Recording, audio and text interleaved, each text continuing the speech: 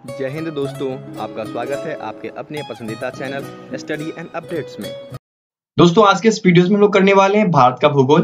182 दिया गया कि सरदार सरोवर परियोजना किस नदी पर बनाई गई है। तो सरदार सरोवर परियोजना जो है वह आपको नर्मदा नदी पर बनाई गई है। तो नर्मदा नदी यहाँ पर ए में दिया गया है, इसलिए 182 का ए आंसर हो जाएगा। अब आपको 183 दिया गया कि बगलीहार जल विद्युत परियोजना की स्थापना किस नदी पर की जा रही है। तो बगलीहार जल विद्युत परियोजना जो है वह आपको चेनवा नदी पर की जा रही है, जो कि सी में दिया गया है, इसलिए 183 का सी आंसर हो जाएगा। 184 दिया गया कि राष्ट्रीय वन नीति के अनुसार देश के कितने प्रतिशत क्षेत्रफल वनों का आवरण आवश्यक है। तो राष्ट्रीय वन नीति के अनुसार देश के 33% क्षेत्रों पर वन का आवरण जरूरी है। तो 184 का सी आंसर हो जाएगा।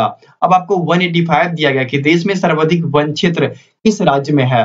तो सर्वाधिक वन क्षेत्र जो है वह आपको मध्य प्रदेश में है, इसलिए यहाँ पर मध्य प्रदेश हो जाएगा, जो कि ए में दिया गया है, तो इसलिए 185 का ए आंसर हो जाएगा। 186 दिया है कुछ भौगोलिक क्षेत्र के प्रतिशत के रूप में सर्वाधिक वन क्षेत्र वाला राज्य कौन सा है। तो सर्वाधिक वन क्षेत्र वाला जो राज्य है वह है आपका मिजोरम। तो 186 का बी आंसर हो जाएगा मिजोरम। 187 दिया गया कि किस राज्य के कुल भौगोलिक क्षेत्रफल के सबसे कम भाग पर वनों का विस्तार पाया जाता है। तो सबसे कम वन जो है वह कहाँ पाया जाता है। तो हरियाणा में जो है वह सबसे कम वन पाया जाता है। तो 187 का डी आंसर हो जाएगा हरियाणा। 188 दिया गया है कि फूलों की घाटी स्थित है। तो फूलों की जो घाटी है वह आपको उत्तराखंड में स्थित है, इसलिए 188 का सी आंसर हो जाएगा उत्तराखंड। 189 दिया गया कि दलदली अथवा ज्वार भाटा क्षेत्रों में पाए जाने वाले वनों को क्या कहा जाता है। तो वैसे वन जो दलदली एवं ज्वार भाटा में पाए जाते हैं उनको कहा जाता है मैग्रोवा वन। तो मैग्रोवा वन यहाँ पर आपको ए में दिया गया है, इसलिए 189 का ए हो जाएगा। 190 दिया गया है कि सुंदरी वृक्ष कहाँ बहुतायता में पाया जाता है, मतलब अत्यधिक मात्रा में पाया जाता है। तो सुंदरी वृक्ष जो है वह गंगा ब्रह्मपुत्र के डेल्टा पर अत्यधिक मात्रा में पाया जाता है। तो यहाँ पर वह बी में दिया गया है कि गंगा ब्रह्मपुत्र के डेल्टा में पाया जाता है, इसलिए 190 का बी हो जाएगा। एवं पीडीएफ के लिए आप लोग वेबसाइट पे जा सकते हो, वहां पर सारी पीडीएफ अपलोड कर दी गई है, तो आप लोग को सुविधाएं मिलेगी। आप लोग वहां से पीडीएफ डाउनलोड करें एवं प्रैक्टिस सेट्स करें ताकि आपका एग्जाम सक्सेसफुल हो। 191 दिया गया कि शांत घाटी दैट इज साइलेंट वैली कहाँ अवस्थित है। तो साइलेंट वैली जो वह केरल में है, इसलिए 191 का डी आंसर हो जाएगा। 192 दिया गया कि भारत में चंदन की लकड़ी के लिए प्रसिद्ध राज्य है। तो भारत में जो चंदन की लकड़ी है वह सर्वाधिक कर्नाटक में पाई जाती है। तो 192 का सी हो जाएगा कर्नाटक। 193 दिया गया कि उष्णकटिबंधीय आर्द्र सदाबहार वन कहाँ पाए जाते हैं। तो यह क्वेश्चन मैं आपसे राज करता हूँ, बहुत ही अच्छा क्वेश्चन लगा मुझे, तो इसका जवाब आप लोग जरूर दें, मुझे इंतजार रहेगा आप सभी के रिप्लाई का। 194 दिया गया कि देश के सर्वाधिक क्षेत्रफल पर पाए जाने वाले वन कौन से हैं।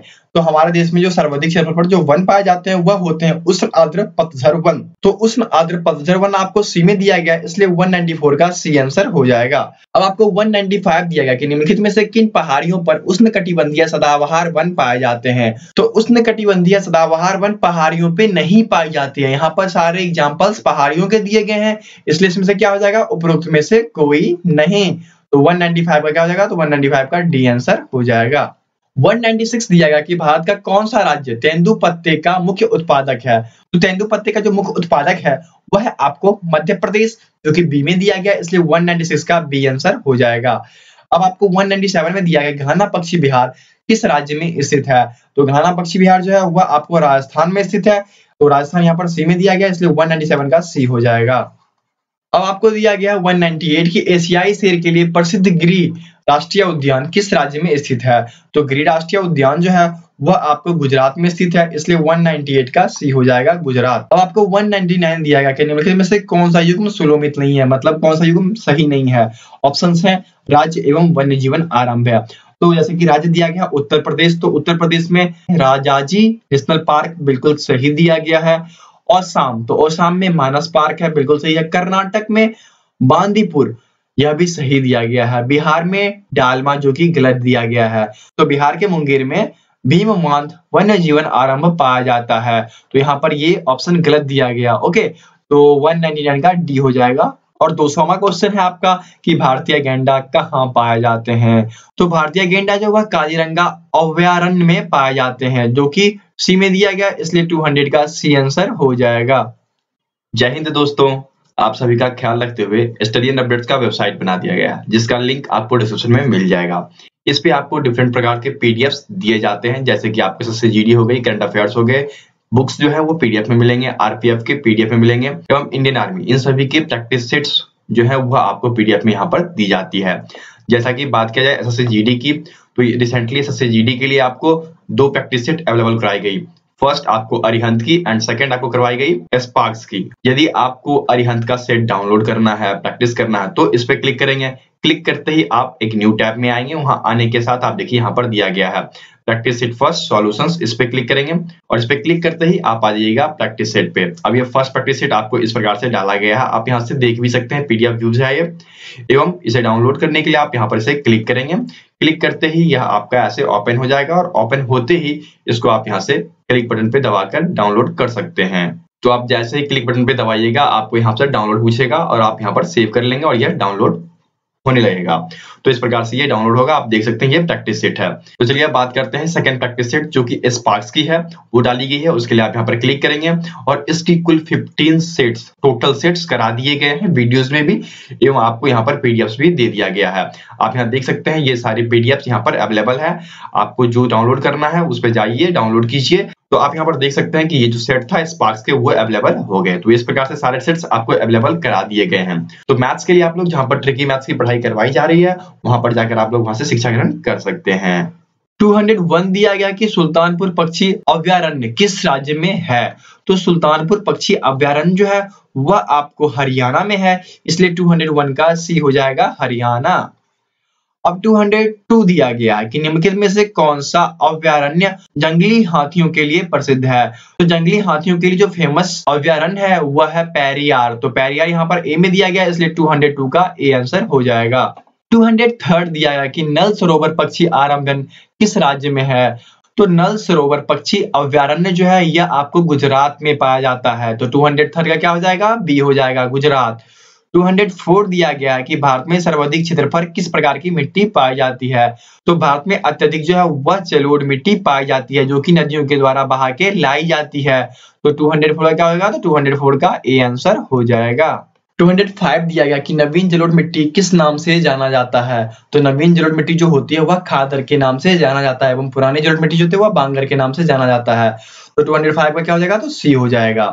अब 206 दिया गया है गंगा के मैदानी की पुरानी कछारी मिट्टी कहलाती है।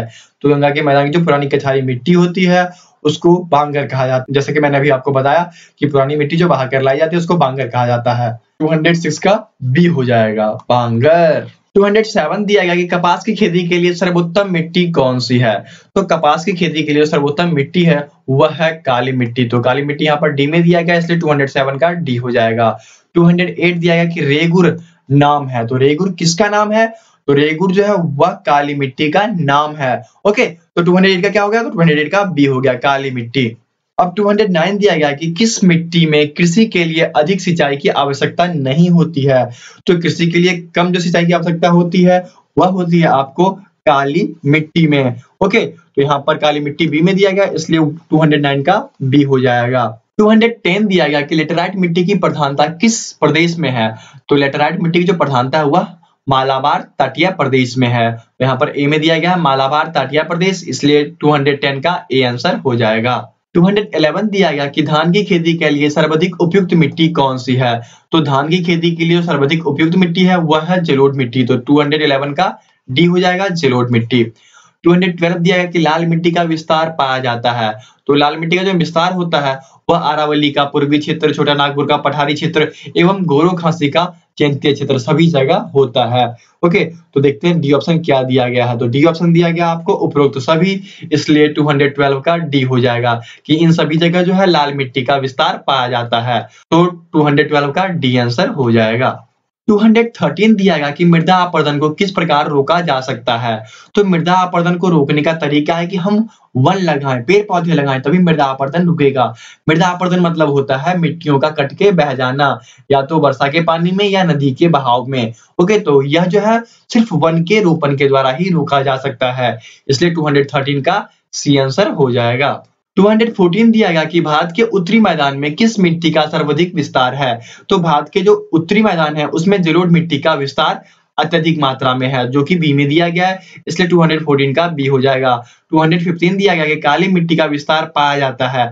तो काली मिट्टी का विस्तार कहाँ पाया जाता है? तो काली मिट्टी का जो विस्तार है वह आपको मध्य प्रदेश, महाराष्ट्र एवं गुजरात सभी जगह पाया जाता है। ओके, तो ऑप्शन क्या हो गया? ये सभी। तो यहाँ पर डी हो जाएगा। 216 दिया गया कि भारत में किस प्रकार की जलवायु पाई जाती है। तो भारत में जो है वह उष्णकटिबंधीय मानसूनी जलवायु पाई जाती है, इसलिए 216 का सी आंसर हो जाएगा। 217 दिया गया कि भारत में सबसे ज्यादा गर्म स्थान कौन सा है। तो सबसे ज्यादा जो गर्म स्थान है वह जैसलमेर है, तो 217 का सी आंसर हो जाएगा। 218 दिया गया कि ग्रीष्म ऋतु में उत्तर पश्चिम में चलने वाली गर्म एवं शुष्क हवाओं को क्या कहा जाता है। तो ग्रीष्म ऋतु में जो उत्तर पश्चिम भारत में जो हवाएं चलती हैं उसको लू कहा जाता है, तो 218 का डी हो जाएगा, लू। 219 दिया गया कि जाड़े के दिनों में उत्तर पश्चिम भारत के मैदानी भागों में किस कारण से वर्षा होती है। तो पश्चिमी विक्षोभों के वजह से जाड़े के दिनों में उत्तर पश्चिम भागों में वर्षा होती है, तो 219 का क्या हो जाएगा? तो 219 का बी आंसर हो जाएगा। 220 दिया गया कि भारत में अधिकांश वर्षा होती है। तो भारत में जो अधिकांश वर्षा होती है वह दक्षिण पश्चिमी मानसून से होती है, तो 220 का ए आंसर हो जाएगा, दक्षिण पश्चिमी मानसून से। 221 दिया गया कि तमिलनाडु में शीतकालीन वर्षा का क्या कारण है। शीतकाल समय मतलब ठंडे के समय में तमिलनाडु में कैसे वर्षा होती है, किस वजह से वर्षा होती है। तो वहां पर क्या होता है कि उत्तरी पूर्वी मानसून पाया जाता है, इसी वजह से तमिलनाडु में शीतकालीन समय में भी वर्षा हो जाती है, तो 221 का सी आंसर हो जाएगा। 222 दिया गया कि भारत में सर्वाधिक वर्षा पाने वाला स्थान कौन सा है। तो सर्वाधिक वर्षा जो होती है वह कहाँ होती है। तो सर्वाधिक वर्षा जो वह आपको मंसीराम में होती है, जो कि डी में दिया गया है, इसलिए 222 का डी आंसर हो जाएगा। अब दिया गया है 223 की भारत में सबसे कम वर्षा किस स्थान पे होती है। तो भारत में जो सबसे कम वर्षा होती है वह आपको लेह में होती है, तो लेह यहाँ पर सी में दिया गया, इसलिए 223 का सी हो जाएगा, लेह। और 224 दिया गया कि अम्र वर्षा क्या है, मैंगो शावर क्या है। तो मैंगो शावर मेनली जो मानसून से पूर्वी पश्चिमी तटीय प्रदेश में जो वर्षा होती है उसको कहा जाता है मैंगो सागर। तो मानसून से पूर्व पश्चिमी तटीय प्रदेश में होने वाली वर्षा आपको बी में दिया गया है, इसलिए 224 का बी हो जाएगा, मानसून से पूर्व पश्चिमी तटीय प्रदेशों में वर्षा होती है। 225 दिया गया कि ग्रीष्म काल में आने वाली तूफानों को निम्नलिखित में से किस राज्य में काल वैसाखी के नाम से जाना जाता है। तो ग्रीष्म काल में जो तूफान आती है उसको काल वैसाखी के नाम से जो है वह आपको पश्चिम बंगाल में जाना जाता है। ओके, तो 225 का क्या हो जाएगा? तो 225 का ए आंसर हो जाएगा। 226 दिया गया कि दक्षिण पश्चिम मानसून निम्नलिखित में से किस राज्य में सर्वप्रथम प्रवेश करती है। तो दक्षिण पश्चिम मानसून जो है वह सर्वप्रथम आपको केरल में प्रवेश करती है। ओके, तो 226 का बी आंसर हो जाएगा, केरल। 227 दिया गया कि दिल्ली में अधिक वर्षा तापांतरण का क्या कारण है। तो दिल्ली में जो अत्यधिक वर्षा का जो तापांतरण का कारण है वह है समुद्र से अधिक दूरी होना। ओके, तो यहाँ पर सी में दिया गया कि समुद्र से अधिक दूरी होना, तो 227 का सी आंसर हो जाएगा। 228 दिया गया कि निम्नलिखित में से कहाँ महाद्वीपीय जलवायु पाई जाती है।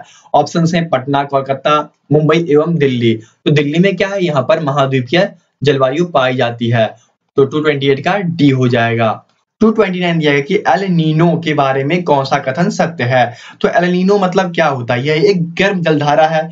यह क्या है कि इसकी उत्पत्ति जो है पेरू के तटीय क्षेत्रों में होती है, इसके कारण सूखा, बाढ़ आदि आता है।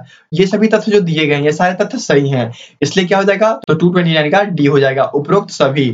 दिया है कि मानसून निर्वात में सबसे अधिक वर्षा कहाँ होती है। तो मानसून निर्वात में सबसे अधिक वर्षा जो है वह चेन्नई में होती है, तो 230 का क्या हो जाएगा, तो ए हो जाएगा। तो इस प्रकार से आज के इस वीडियोस में हम लोग 230 तक ही करते हैं, ठीक है। नेक्स्ट में कुछ क्वेश्चंस बच गए हैं 80+, तो 2 पार्ट में करके दूंगा, 40 क्वेश्चन इस पार्ट में रहेंगे। तो आज के लिए इतना ही, ओके। और पूछे गए प्रश्न का जवाब दीजिए। मिलते हैं फिर नेक्स्ट वीडियोस में। जय हिंद। वीडियो अच्छी लगी तो सर्वप्रथम आप पहले वीडियो को लाइक कर दें, चैनल को सब्सक्राइब कर लें एवं जितना अत्यधिक हो सके इसे अपने दोस्तों के बीच, अपने कलीग्स के बीच, जो भी गवर्नमेंट जॉब्स की तैयारी करते हैं उनके बीच शेयर जरूर करें।